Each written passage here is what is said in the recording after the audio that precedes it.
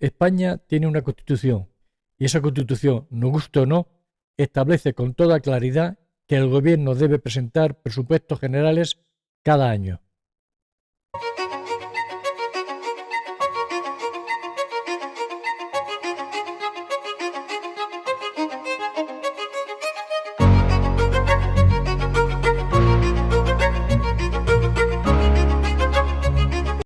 Es una obligación, no una opción. Pues bien, con Pedro Sánchez vamos ya camino del tercer año consecutivo en el que no es capaz de cumplirlo. Tercer año seguido en el que se prorrogan unas cuentas que ya nacieron caducadas, porque pertenecen a otra legislatura, a la legislatura pasada. ¿Se acuerdan de cuando gobernaba Mariano Rajoy?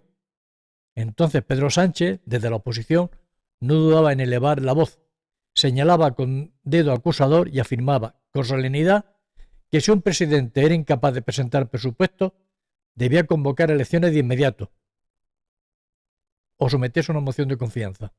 Fue lo que dijo.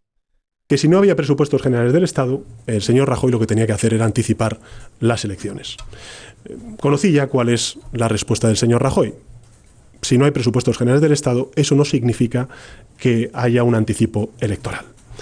Bueno, yo les quiero anunciar que la conclusión y el acuerdo al que ha llegado la Comisión Ejecutiva Federal es que si el señor Rajoy no aprueba los presupuestos generales del Estado y el señor Rajoy, como consecuencia de ello, no anticipa las elecciones, lo que le exigiremos en ese momento al señor Rajoy es, por obligación con la ciudadanía de este país y por responsabilidad constitucional, tendrá que someterse a una cuestión de confianza.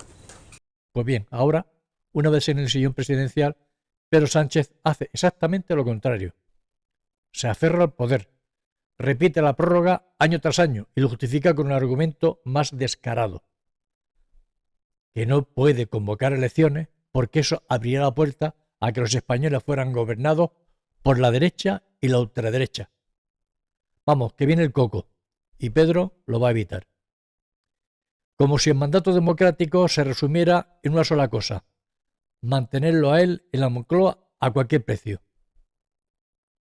Y aquí es donde entra en escena su ministra de Hacienda y Economía, Marichún Montero, andaluza, la que debería ser la guardiana de las cuentas públicas, la que debería garantizar que se cumpliera la norma, se dedica en cambio a ponerle palabras bonitas al despropósito.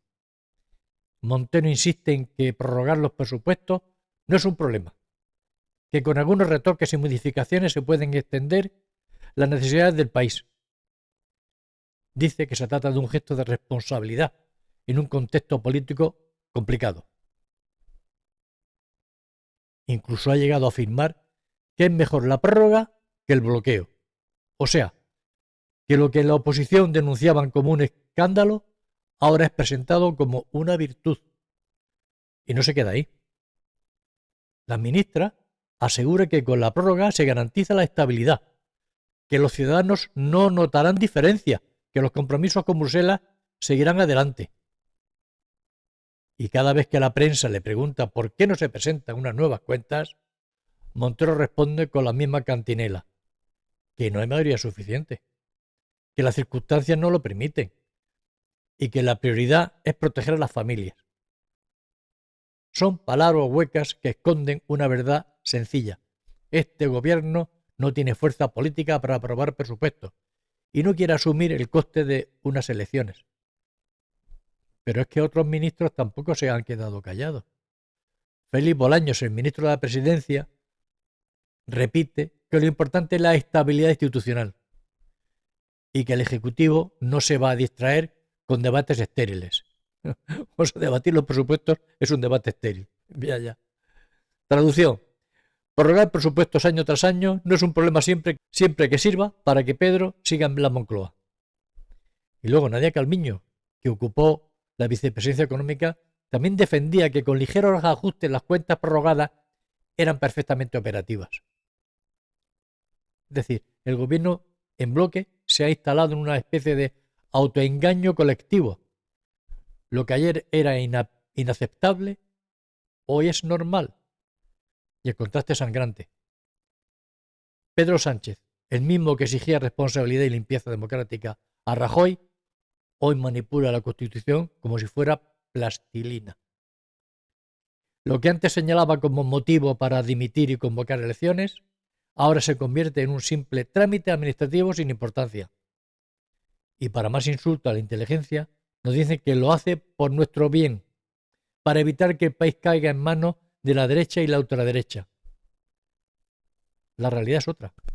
España lleva años atrapada con unas cuentas viejas, incapaces de responder a la inflación, a los compromisos europeos y a la propia dinámica de un gasto social disparado.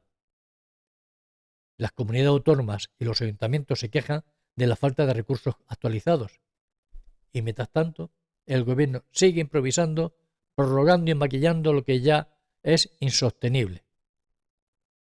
Este es Pedro Sánchez, un opositor de plató, que exigía elecciones cuando no había presupuesto, y un presidente de supervivencia que se aferra al poder, aunque sea incumpliendo la Constitución y engañando a los ciudadanos. Y ahí está su equipo de ministros, con María Jesús Montero a la cabeza, vendiendo como un triunfo lo que en realidad es un fracaso político y democrático. La pregunta es sencilla. ¿Qué pesa más en España?